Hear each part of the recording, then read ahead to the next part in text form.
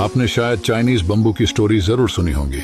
जब आप एक बैम्बू और साथ में एक दूसरे पेड़ को प्लांट करते हैं और दोनों की ही आप एक समान देखभाल करते हैं, सही से पानी देते हैं, तो कुछ महीनों बाद जो दूसरा पेड़ है वो जमीन से बाहर निकलकर धीरे धीरे बढ़ना शुरू कर देता है।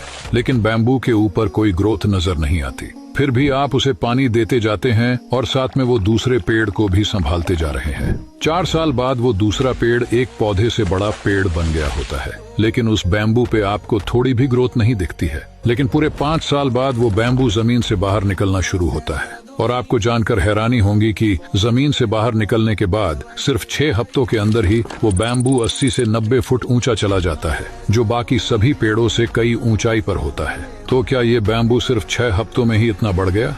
तो जवाब है नहीं। जब बाकी सब पेड़ बाहर की हवा का, बाहर के एनवायरनमेंट के मजे ले रहे थे, तब बैम्बू जमीन के अंदर अपनी रूट्स यानी अपनी जड़ें मजबूत कर रहा था। और पूरे 5 साल बाद अपने रूट को मजबूत बनाने के बाद बैम्बू कुछ ही हफ्तों में आसमान की ऊंचाई को छू लेता है।